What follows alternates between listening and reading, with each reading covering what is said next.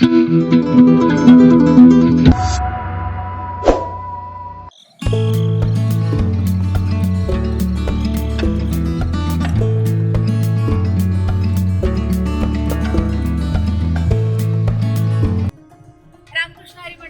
मोनिका आणि तुमचं सर्वांचं स्वागत आहे माझ्या नवीन YouTube ब्लॉगमध्ये। तर मी आज आली आहे वेरावळमध्ये ह्याच्यासाठी की मी सोमनाथ दर्शन करायला जाते, सोमनाथ ज्योतिर्लिंगचं दर्शन करायला। आणि या सोमनाथ यात्रेमध्ये माझ्यासोबत आहे माझ्या कली अक्षता, अर्पिता, अक्षताची बहीण स्वाती आणि माझी मम्मी। तर आज मी सोमनाथ फिरणार आहे आणि इथले काही स्पॉट कव्हर करणार, तर याची माहिती मी ब्लॉगमध्ये देईनच। तर त्यासाठी माझा पूर्ण व्हिडिओ शेवटपर्यंत पाहत राहा। तर चला मी तुम्हालाही सफर करवते मी सोमनाथची, आणि तसंच आपण चालू करूयात आपला हर हर महादेव। सोमनाथला जाण्यासाठी आपल्याला सर्वात आधी वेरावळ स्टेशनला पोहोचावं लागतं, कारण तेच नियरेस्ट स्टेशन आहे। आणि जर तुम्ही पुणे किंवा मुंबईवरून येणार असाल तर वेरावळ स्टेशनपर्यंत तुम्ही रेल्वेने येऊ शकता, आणि तिथून पुढे अगदी 6 किलोमीटर अंतरावरती सोमनाथ आहे। तर तुम्ही स्टे सोमनाथमध्ये पण बुक करू शकता आणि वेरावळमध्येही बुक करू शकता। आम्ही वेरावळ बस स्टँडच्या समोरच असणाऱ्या हॉटेल प्लॅटिनममध्ये थांबलो होतो, आणि त्यासाठी आम्हाला साधारण 4,000 रुपये लागले होते।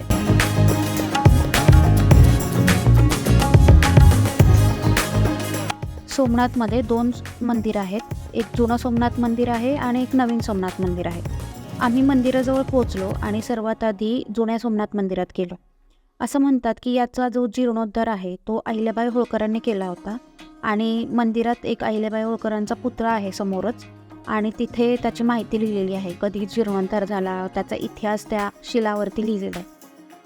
सोमनाथ हे महादेवांच्या 12 ज्योतिर्लिंगांपैकी सर्वात पहिलं ज्योतिर्लिंग आहे, आणि याची स्थापना चंद्रदेवाने केली होती।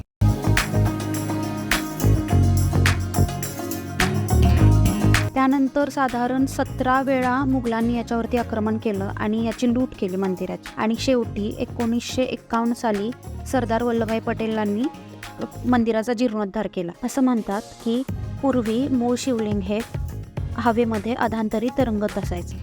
या शिवलिंगाच्या वर आणि खाली लोडस्टोन नावाचा एक मटेरियल होता, दगड होता, आणि त्यामुळे तिथे मॅग्नेटिक फील्ड तयार झाली होती। त्या मॅग्नेटिक फील्डमध्येच ते शिवलिंग तरंगत होतं। पण ही माहिती जेव्हा महमूद ऑफ गजनवीला कळाली तेव्हा त्याने सोमनाथ मंदिरावरती सर्वात प्रथम हमला केला, आणि त्या हमल्यामध्ये त्याने ते शिवलिंग तोडून टाकलं। आणि आत्ता जे शिवलिंग आहे मंदिरात ते नवीन शिवलिंग आहे, आणि त्याची प्राणप्रतिष्ठापना 1951 साली झाली होती।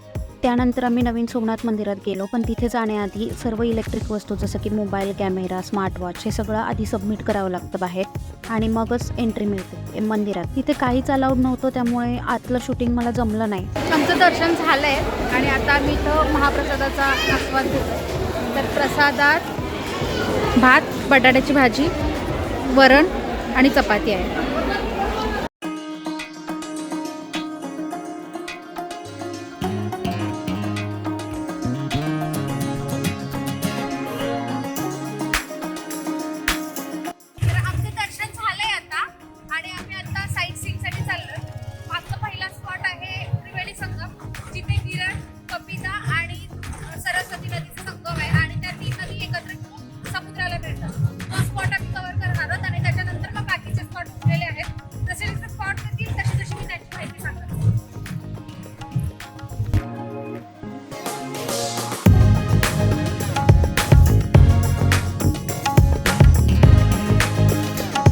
संगमावरती आल्यावर आपल्याला ॲक्च्युअल 3 नद्या दिसत नाहीत। त्या 3 नद्या आणि त्यांचा संगम पाहण्यासाठी बोटेतून काही अंतरावरती दूर जावं लागतं, आणि तिथे संगम दिसतो।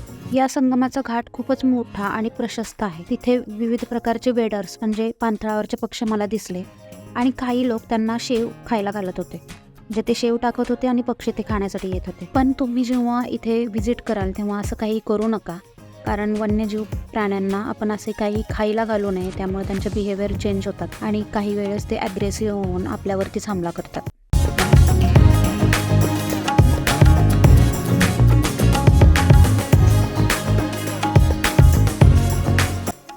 आम्ही संगम पाहिला आणि त्यानंतर गीता मंदिराकडे गेलो। इथे एका मंदिराच्या छतावरती संपूर्ण ब्रह्मांड म्हणजेच आपली मिल्की वे गॅलेक्सी त्याचं पेंटिंग केलं होतं. सगळे ग्रह, तारे, नक्षत्र सगळे त्यांनी पेंट केले होते. ते खूप छान दिसत होतं, खूप छान डेकोरेटिव्ह होतं. आणि त्यानंतर आम्ही तिथे थोडा टाईमपास केला आणि परत दुसऱ्या स्पॉटसाठी गेलो.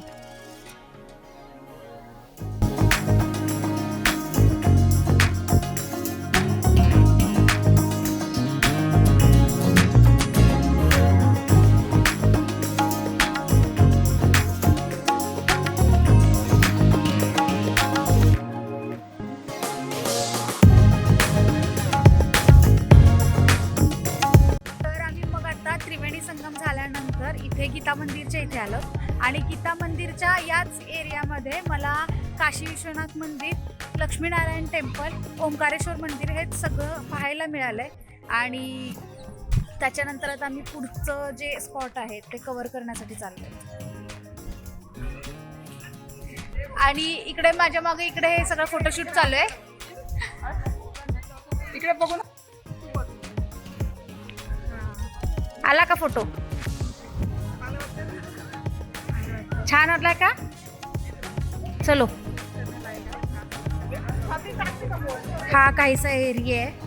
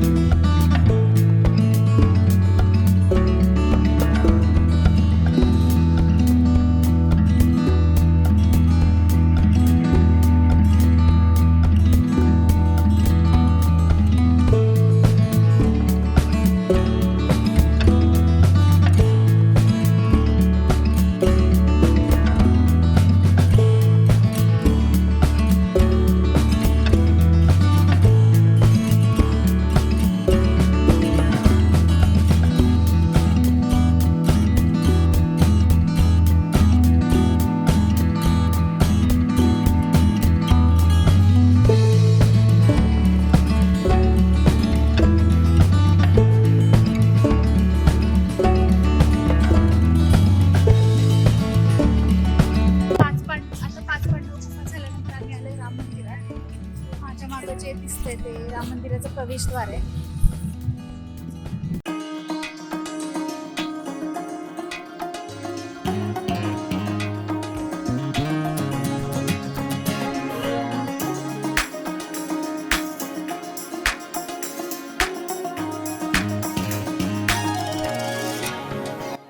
हे राम मंदिर सोमनाथ मंदिराच्या अगदी जवळच आहे. त्याची बांधणी खूप सुटसुटीत आहे आणि सुरेख आहे. मंदिराच्या भिंतींवरती खूप छान सुंदर नक्षीकाम केलेलं आहे. मंदिरात गणपती, हनुमान, राम, लक्ष्मण, सीता अशा मूर्ती आहेत.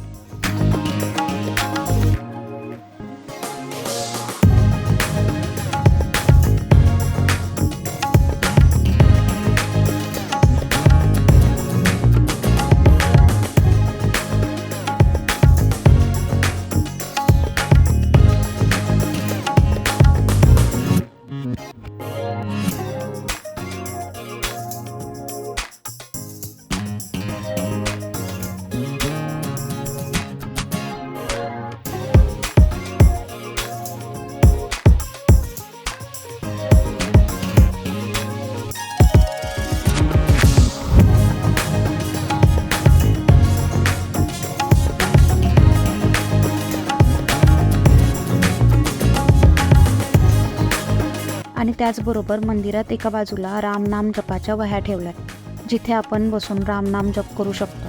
तिथे माझ्या मम्मीनेही रामनाम लिहिलं.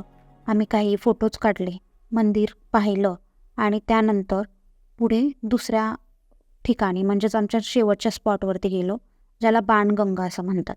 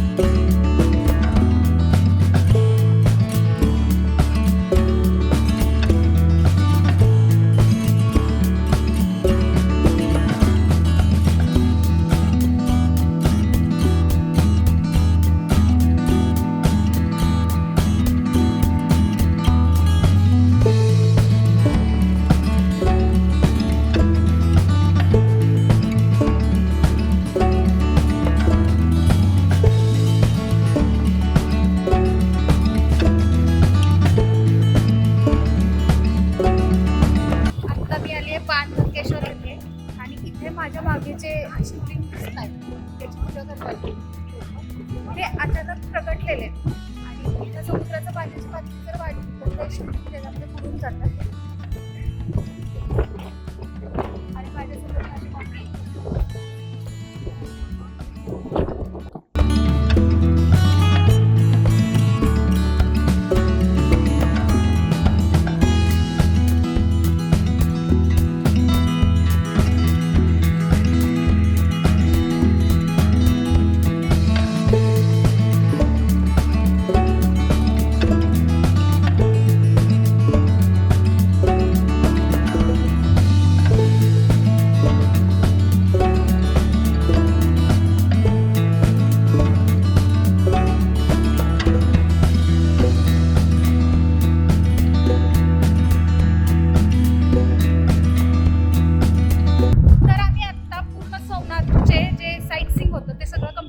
परत एकदा सोमनाथ मंदिराकडे आले ना, तो ओशन व्यू पॉइंटला, कारण आम्हाला इथे सनसेट पाहायचा होता. आणि माझ्या समोरच खूप छान सनसेट होतोय. थोड्या वेळातच सूर्य खाली जाईल आणि त्याच्याच बाजूला सोमनाथ मंदिर आहे. मी कॅमेरा टर्न करते, नक्की पहा. हे सोमनाथ मंदिर आणि त्याच्याच बाजूला हा सूर्यास्त होतोय. सुंदर असं सूर्यास्त आहे. अजून सूर्य क्षितिजावरती स्थिरावलेला नाहीये. थोड्याच वेळात तो क्षितिजावरती येईल.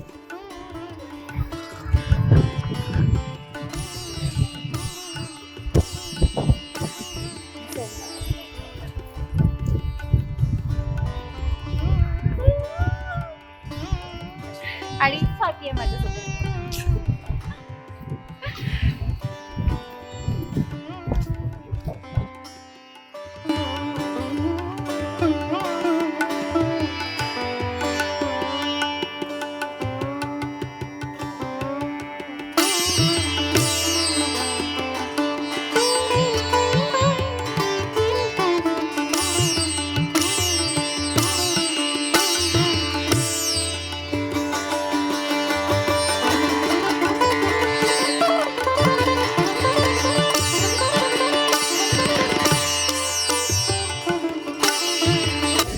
आणि हा माझ्या मागे होतो सूर्यास्त.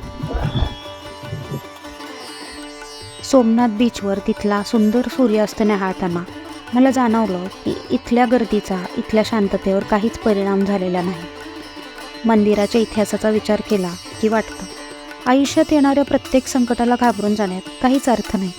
खरी मजा तर संकटांना सामोरं जाऊन त्याच्याशी 2 हात करून त्याचा सामना करून त्याच्यावर विजय मिळवण्यातच आहे. आणि त्यातूनच आपण जीवन जगण्याची कला शिकतो.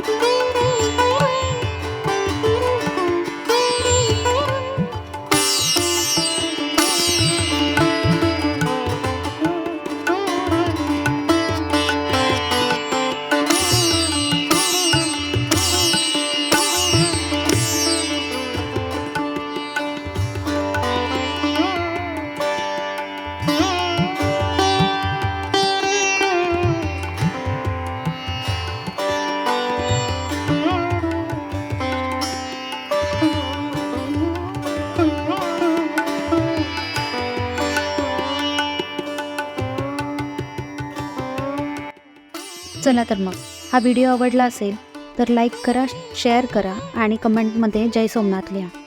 भेटूयात लवकरच नवीन ठिकाणावर. तोपर्यंत बाय.